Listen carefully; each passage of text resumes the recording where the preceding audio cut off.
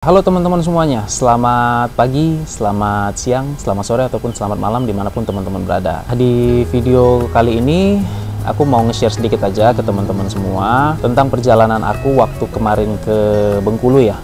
Mungkin dari teman-teman ada yang bertanya, ke Bengkulu tuh kira-kira berapa hari sih? Kemudian juga perjalanannya kayak gimana, rutenya itu seperti apa, dan ya lewat mana gitu. Dan juga biasanya pertanyaan yang paling umum, biayanya itu berapa, habis berapa. Ya mungkin ada juga yang bertanya makan atau nginapnya seperti apa, dan juga ngecas kameranya seperti apa. Ya di sini aku mau ngerangkum sedikit aja tentang perjalanan kemarin dan nge-share informasinya seperti apa ke teman-teman semua. Jadi untuk perjalanan itu aku mulaikan dari Bekasi ya, kemudian ke arah Jakarta udah pasti, dan dari Jakarta itu aku ke arah Serang, kemudian ke arah Cilegon, sampai nanti ke arah Merak, Pelabuhan Merak. Nah, rute untuk ke Merak itu, aku lewatnya itu lewat Cikupa, teman-teman. Jadi dari Jakarta Barat, Jalan Dan Mogot, itu diarahin ke Cikupa, kemudian lewat ke arah Balaraja, nanti dari Balaraja itu ke Cikande. Nah, setelah dari Cikande baru sampai ke Serang. Dari Serang kita ke arah Cilegon, kemudian dari Cilegon baru tinggal ikutin aja tuh rute atau arahan dari Google Maps sampai di Pelabuhan Merak.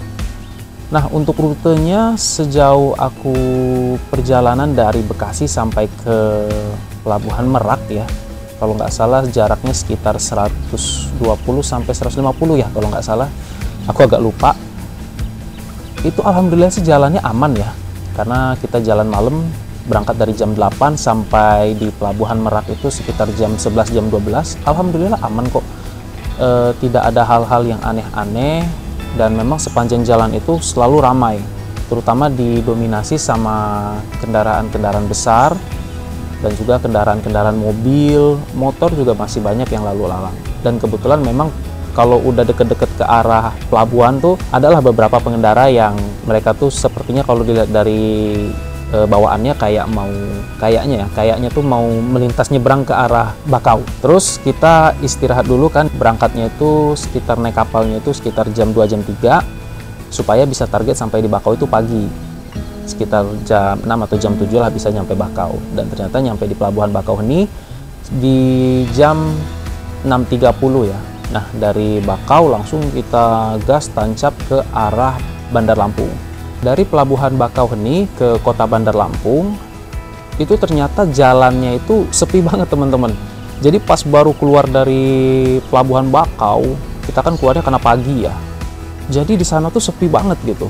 Sampai ke daerah Kalianda ya, atau ke daerah, lupa aku namanya, di daerah-daerah Lampung Selatan itu pokoknya sepi jalannya memang. Nah, di sana memang ya teman-teman kalau datang pagi-pagi sampai di pelabuhannya pagi-pagi ya harus hati-hati aja sih, karena kita kan nggak tahu ya keadaan di sana itu seperti apa, apalagi kita kan pendatang gitu. Intinya harus hati-hati, harus waspada, dan ya jangan sampai terjadi hal yang aneh-aneh gitu. Kita sampai di kota Bandar Lampung itu sekitar jam berapa ya, sekitar jam 9 jam 10 lah kalau tidak salah. Istirahat dulu sebentar di sana, kemudian ada perubahan planning. Yang tadinya mau ke Bukit Kemuning, ternyata diarahin buat ke Bengkulu aja, dan itu lumayan jauh sih, tambahan jarak kan jadi 500 kilometeran gitu. Akhirnya terabas lah aku sampai ke Bengkulu. Kemudian kita diarahin ke Kabupaten Pesawaran. Ternyata di Kabupaten Pesawaran itu juga masih ramai banget gitu. Dan ya aku selama perjalanan seneng ya lewat sana, nggak yang sepi gitu, karena aku pikir perjalanan ke Sumatera ini bakal banyak rute yang sepi, walaupun memang ada sih yang sepi, itu pasti ada gitu. Dan dari Kabupaten Pesawaran nanti teman-teman bakal lewat Taman Nasional Bukit Barisan Selatan, itu sampai 2 kali. Jadi yang pertama setelah di Kabupaten Pesawaran, setelah itu nanti diarahin ke Kabupaten Pesisir Barat.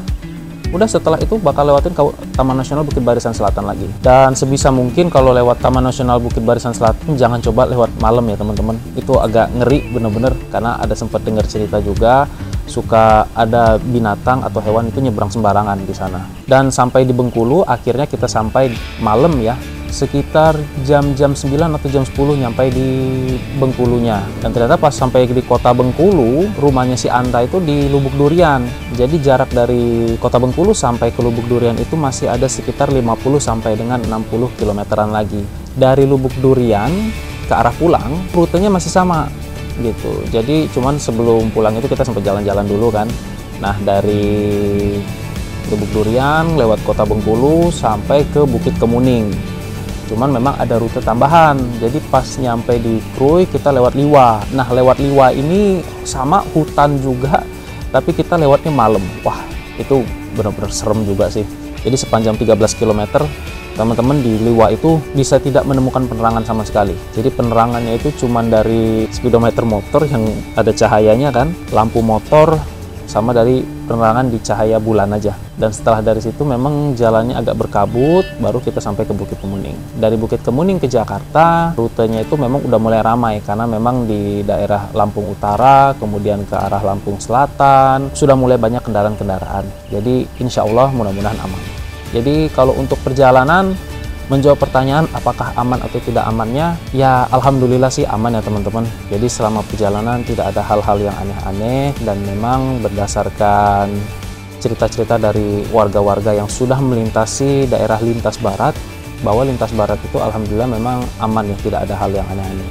Cuman sebisa mungkin hindari yang namanya perjalanan malam. Untuk biaya, nah mungkin ada yang tanya juga kan biayanya berapa. Kalau biaya itu sebenarnya variatif, jadi tergantung dari teman-teman maunya seperti apa. Kalau mau yang mahal bisa, mau yang murah juga ya diusahakan lah. Ada beberapa hal ya teman-teman yang memang sudah dibagi atau dikelompokkan. Yang pertama itu biaya untuk konsumsi kendaraannya.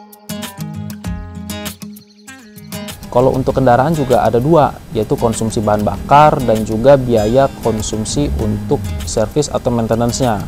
Nah, kalau untuk biaya konsumsi bahan bakar juga tergantung dari kendaraan teman-teman. Kalau motornya irit bisa murah, tapi kalau motornya boros ya bisa mahal. Dan irit dan boros ini kan ada beberapa hal yang mempengaruhi. Selain dari kapasitas mesin, bisa juga dipengaruhi oleh cara berkendara teman-teman. Kayak kemarin aku pakai motor aku itu ya kan 250 cc. Ya, untuk konsumsi bahan bakar itu tidak pernah di bawah 30. Jadi selalu 130 atau sekitar 133 itu yang paling boros. Karena dari Jakarta sampai ke Bengkulunya itu yang paling boros. Jadi ketemunya di 130 atau enggak di 133. Pas iritnya itu arah pulang, karena aku jalannya udah mulai agak santai. Itu ketemunya di angka 135 sampai 137. Paling irit itu. Dan nanti untuk biayanya berapa aku kasih tahu. Untuk anggaran bensin kemarin aku target di angka sekitar 1,5 juta. Jadi udah saving dana sekitar 1,5 juta untuk ke arah Bengkulu untuk biaya bensin. Kemudian untuk biaya maintenance juga tergantung dari kondisi motor teman-teman masing-masing. Kalau kondisi motor aku ya alhamdulillah cukup prima. Jadi cuman siapkan oli sama filter oli aja. Harga oli kan kemarin pakai Suzuki X-Star yang R9000, harganya sekitar 99 ribuan. Sama beli filter oli harganya 10.000. Jadi ya sekitar 109.000 sampai 110.000 untuk olinya saja. Nah, kalau teman-teman misalkan kendaraannya memang perlu ada pergantian spare part, tentunya itu bisa menjadi tambahan anggaran biaya untuk perjalanan teman-teman. Dan ini nggak cuma ke Bengkulu, bisa kemana aja gitu. Kemudian biaya selanjutnya adalah biaya konsumsi orangnya. Nah, biaya konsumsi orang ini juga variatif teman-teman, tergantung dari kebutuhan teman-teman. Kalau misalkan teman-teman mau makan yang wow, mau jajan yang banyak, ya bisa sedikit lebih tinggi. Tapi kalau misalkan teman-teman mau yang sedang-sedang aja, yang hemat-hemat aja, bisa jadi lebih murah. Nah, untuk perjalanan ya, total perjalanan kemarin 6 hari, aku menganggarkan untuk biaya makan dan jajan itu sekitar 150.000 per hari. Jadi sebenarnya nggak terlalu banyak juga ya makannya, itu 150.000 sehari. Jadi total anggaran itu sekitar 900 ribuan kemarin itu. Jadi total anggaran keseluruhan bensin, makan, dan dengan olinya itu kemarin aku siapkan sekitar 2.600 ribuan. Kemudian untuk biaya penginapan, nah biaya penginapan ini juga variatif, tergantung dari kebutuhan. Kalau aku kemarin untuk biaya penginapan itu dianggarkan sekitar 200 sampai dengan 250 ribuan. Jadi totalnya itu sekitar 1.250.000 untuk biaya penginapan. 1.250 ribuan aku anggarkan. Kemudian untuk biaya kapal, nah ini biaya kapal ini sebenarnya nggak bisa diganggu ya. Ini sudah valid, kalau teman-teman nyebrang pasti harganya segitu. Tergantung yang ditetapkan sama pihak pelabuhannya seperti apa. Kalau kemarin kan harga tiket itu sekitar 62.500, jadi bolak-balik berarti kurang lebih sekitar ya 120 sampai 125 ribuan untuk harga tiket kapal.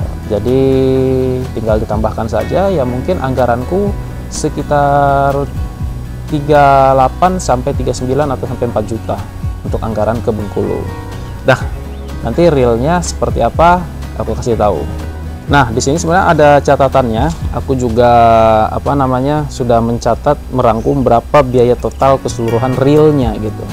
Jadi kalau untuk bensin aku habis sekitar 819 ribuan. Itu untuk bensin, teman-teman. Jadi bensin habis 819 ribu dengan menggunakan bensin Pertamax, dan untuk Pertamax sendiri memang harganya beda ya di Pulau Jawa. Di Lampung itu harganya itu 13.900. Dan kalau tidak salah aku agak lupa ya, waktu di Jawa itu kalau nggak salah bensinnya sekitar 12 ribuan, kalau nggak salah 12.900 apa berapa gitu, aku lupa. Karena memang berangkatnya itu kan kemarin di bulan Desember tahun 2023, dan untuk di Bengkulunya itu 14.200, jadi lebih mahal gitu. Makanya kalau teman-teman mau trip keluar Pulau Jawa, ya memang perlu mempersiapkan anggaran yang sedikit lebih gitu. Khawatir kan ada hal-hal yang tidak terduga gitu. Nah, itu bensin di 819.000. Kemudian untuk tiket kapal ya sekitar 125 ribuan ya, kalau tidak salah tiket kapal, atau 130. Untuk jajan-jajan kecil, jadi kayak kemarin aku kan ada beli makanan kayak beli ciki atau beli minuman dan yang lain-lain, itu habis sekitar 154 ribuan. Untuk oli 100 ribu, filter olinya sekitar 10 ribuan, jadi 110 ribuan. Untuk makan, dan makan di sini sebenarnya variatif. Jadi kemarin makan itu aku habis sekitar 150 ribuan, teman-teman. Dan ada biaya lain kayak bayar parkir ya kemarin, tapi aku lupa bayar parkir di mana ini. Itu sekitar 5.000. Jadi totalnya itu sekitar 1.200.000 sampai dengan 1.400.000 untuk biaya PP. Kok bisa murah? Karena nggak nginep. Jadi kalau misalkan teman-teman mau trip, ternyata yang paling mahal itu adalah biaya penginapannya. Jadi kalau biaya teman-teman nginep, tentunya anggaran teman-teman akan menjadi lebih tinggi. Nah, makanya kenapa di hari pertama aku langsung terabas sampai Bengkulu, supaya bisa meminimalisir biaya penginapan. Tapi itu sudah aku persiapkan untuk biaya penginapan. Dan itu untuk rincian biaya. Kemudian ada juga yang bertanya terakhir, ngecas HP-nya tuh kayak gimana, Bang? Aku ngecas HP itu jadi sebenarnya di jalan ya, teman-teman ya. Jadi selama perjalanan itu nggak berhenti-berhenti. Kalau baterai HP udah mulai lowbat, langsung kita cas di motor. Nah, jadi kalau di kamera DJI Action ini, itu dia ada casing baterai kayak gini, teman-teman. Nah, casing baterai kayak gini, itu bisa dipakai dicas di motor juga, atau bisa pakai power bank. Satu case ini ada 3 slot, jadi teman-teman bisa masukin sampai 3 baterai. Kalau action cam lain, kayaknya ada ya. Setahu aku kalau GoPro itu ada, tapi aku nggak punya GoPro, jadi nggak tahu fungsinya tuh kayak gimana. Tapi kalau untuk DJI seperti ini. Jadi tinggal ditutup, tinggal dicas, udah sambil jalan dia akan ngecas. Kalau baterai habis gimana? Ya udah tinggal berhenti sebentar, terus ganti baterai. Nanti di sini yang ini udah penuh, cabut satu, masukin. Yang habis, masukin lagi ke sini. Tinggal dicas, lanjut gas lagi, kayak gitu. Jadi ya cukup efisien sih. Apalagi kan kalau motor-motor sekarang kan udah enak ya, udah ada fitur untuk chargingnya gitu. Kalau motor-motor yang memang belum ada fitur charging kan bisa ditambahkan port charging ya, aftermarket, dan itu ya sangat membantu untuk perjalanan 1.740-an kilometer. Jadi untuk tipsnya, kesimpulan kalau dari aku, yang pertama siapkan dana lebih, teman-teman, karena khawatirnya teman-teman kan juga nggak tahu seperti apa perjalanan panjang yang akan teman-teman hadapi. Kemudian juga teman-teman bisa benar-benar harus memahami kendaraan teman-teman seperti apa, apakah kendaraan teman-teman di perjalanan nanti memerlukan dana tambahan atau tidak. Ya intinya harus dicek betul-betul lah untuk kendaraan tersebut, karena setiap kendaraan kan beda-beda begitu. Kemudian untuk tips selanjutnya yang pasti jaga kesehatan dan juga banyak minum air putih, karena perjalanan kan sangat panjang, jadi perlu fisik yang kuat, istirahat yang cukup. Dan dimanapun teman-teman berada tetap harus waspada dan juga tetap harus tingkatkan konsentrasi. Itu saja. Dan semoga informasi ini bermanfaat untuk teman-teman semua yang ingin memulai perjalanan. Jadi tetap jaga kesehatan dan semoga bisa selamat sampai tujuan agar bisa bertemu dengan keluarga yang dicintai. Oke, dadah!